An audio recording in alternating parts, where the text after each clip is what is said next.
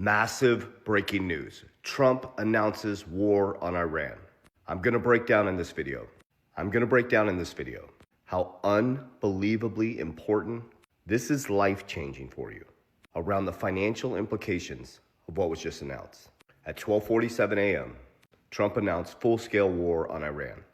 Now I'm going to focus on the macro, microeconomic, and the financial implications, and I'm going to tie back to historical patterns. And I'm going to share with you how we are protecting our family's ecosystem. I'm going to stay in my lane. None of this is financial advice. I'm only sharing with you my study of patterns, historical patterns, spiritually, physically, and financially. Ray Dalio's Changing World Order, the fourth turning, the 36-year cycle that just ended, moved us from financialization, debt expansion, from centralization to decentralization. Ray Dalio's Changing World Order, where he studies the fall and rise of superpowers that always end up, in a massive economic change in a financial system. So get a pen and paper out, get ready to understand how this cycle works. Do your own research. You got to pay attention because you're paying for your attention.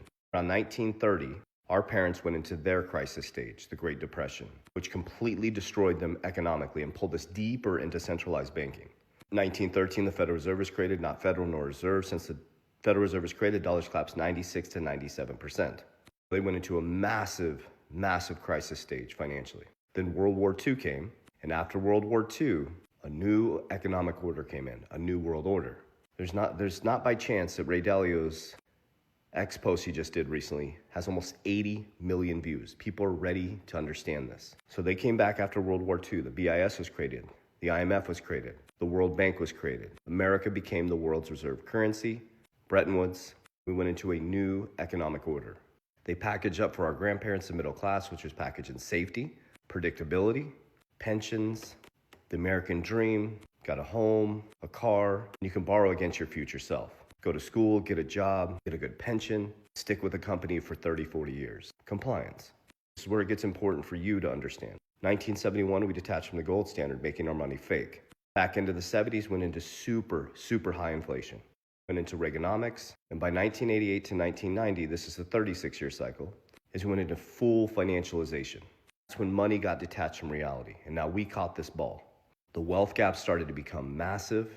Then by 2000s, Clinton brought in subprime mortgages where people with lesser credit profiles could get a mortgage, shaking the housing market, started the ripple in the housing market. Now this is really important. In 2006, started our crisis stage. 2006 to 2008, we went into our biggest financial collapse. Our grandparents was 1913 to World War II. Ours was 2008 to 2009, which 2009 started our crisis stage, which is 2009 to 2030. I've been sharing with you exactly what's going to happen. Save this video and come back to this after 2030. So our crisis stage started in 2009.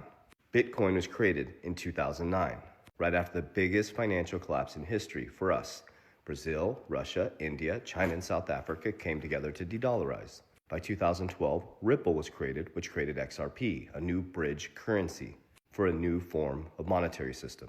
Bitcoin, a new form of gold for a new form of monetary system.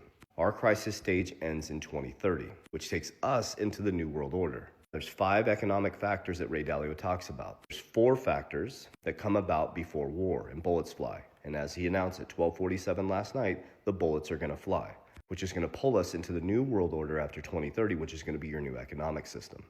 The 5 war narratives are tech war, capital war, trade war, geopolitical, and then bullets fly. Well, this morning we just hit the 5th, which brings us into the transition to the New World Order. Now, I'm just staying focused on what I understand. I understand money, macro, microeconomics implications. I understand the Federal Reserve, I understand inflation, and I know how to position my money in regards to these transitions. We studied exactly how they move through the system every single time this happens, but you have to understand patterns. Please allow me just to express the financial implications of this, trying to empower you to understand this. So now last night, we went into number 5. Usually there's one that changes things. We have all 5 present in our timeline, all 5. Trade wars, geopolitical, technological, and now war. Remember, Trump promised you a peacetime president, we weren't going to war. But that's the next step in the changing world order. Study Ray Dalio's Changing World Order. Large debts, printing of money, social and geopolitical chaos, and then war, civil war and revolution. We just hit the last number in the cycle.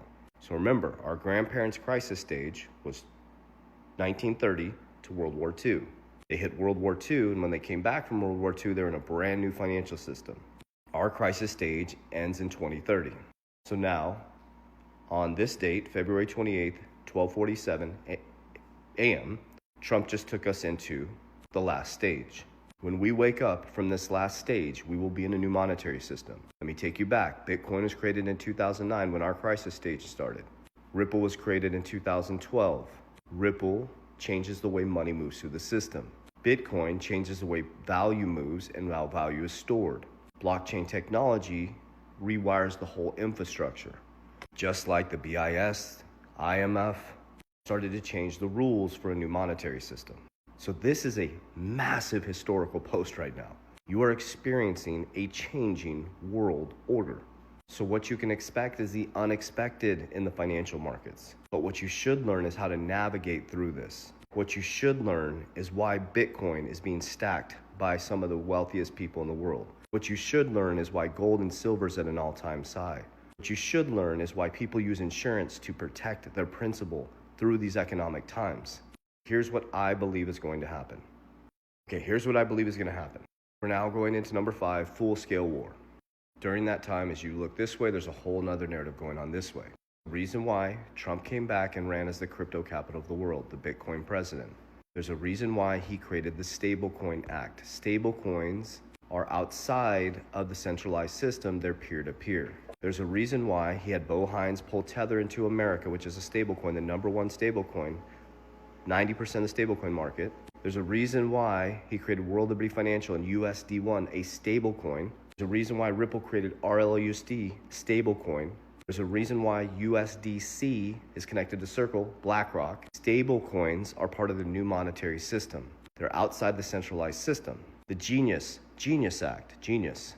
So Trump positioned himself with his own stablecoin through WLFI. They brought USAT into America, which is Tether, which is 90% stablecoin market. What do stablecoins use? US Treasuries.